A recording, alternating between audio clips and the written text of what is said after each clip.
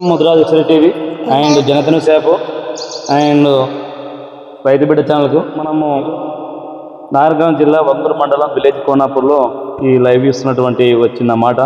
ఎందుకంటే జాతికి జై కొట్టాలి. ఏమన్నా బిడ జాతికి జై కొట్టాలి, పార్టీలకు ఓట్లు వేయాలి,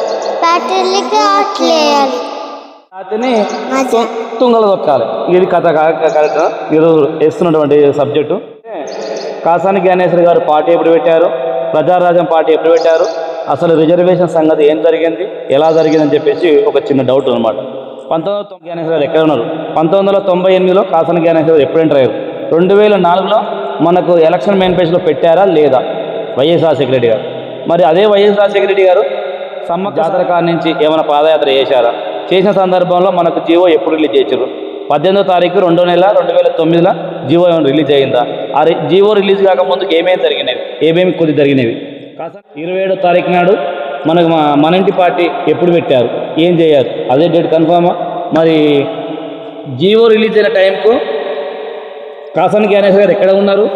మరి ప్రజారాజ్యం పార్టీలో మార్చి 26వ తారీఖు నాడు 2009 నాడు అప్పుడు జాయిన్ అయినప్పుడు, మరి అదే 28వ తారీఖు 4వ నెల 2009 సుప్రీంకోర్టు వచ్చేసి మనకు చేసి పడేసింది. ఇప్పుడు స్టిల్ నవ్వు 2023లో మనకు కాంగ్రెస్ ప్రభుత్వం గదే ఎలక్షన్ మేనిఫెస్టో పెట్టింది. 2004 నుంచి స్టార్ట్ చేసుకుంటే స్టిల్ నవ్వు గదే రన్ అవుతుంది. మనం MS-15 జీవో తీసుకొచ్చింది వైఎస్ఆర్ బీసీడీ నుంచి బీసీలో చేర్చినప్పుడు మనకు మరి ఏంటిది? ఇవన్నీ చిక్కుముళ్ళు అనమాట.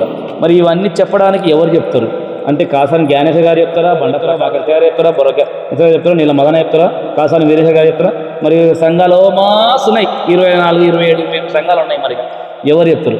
జగన్మోహన్ చెప్తారా, గుండ్లపల్లి శ్రీని చెప్తారా, పుల్లి దేవేంద్ర చెప్తారా, కోట్ల పుష్పలత చెప్తారా, వెంకటయ్య చెప్తారా, లోకమే రమేష్ రమణ చెప్తారా, లేకపోతే సుంకపూర్ రమేష్ చెప్తారా, లేకపోతే శివ ముద్రాజ్ చెప్తారా, లేకపోతే ఇంకెవరు చెప్తారు? ఇట్లా ఈ విధానంగా చాలా ఉన్నటువంటి సంఘటనలో ఎవరు చెప్తారు? ఏంటిది? ఇవన్నీ చిక్కుముళ్ళు. నిజమే బస్సు యాత్ర చేసినాం, నిజమే ముట్టడి చేసినాం, నిజమే మనము డిమాండ్ చేసినాం, రిజర్వేషన్ కాపాడుకోలేదు, ఇప్పుడు రిజర్వేషన్ తెచ్చుకుంటలేము. అసలు ఏంటిది ఈ మతలబ్? ఏంది అంటే జాతికి జై కొట్టాలి, పార్టీలకు ఓట్లు వేయాలి. అంటే కాంగ్రెస్ పార్టీలో మన వాళ్ళే ఉన్నారు, బీఆర్ఎస్ పార్టీలో మన వాళ్ళే ఉన్నారు, బీజేపీ పార్టీలో మన వాళ్ళే ఉన్నారు. మన వాళ్ళు లేనిది ఎక్కడ ఉన్నది? గ్రామ పంచాయతీలో మన ముద్రాజులు ఎక్కడ ఉన్నారు, ఏ విధంగా ఉన్నారు?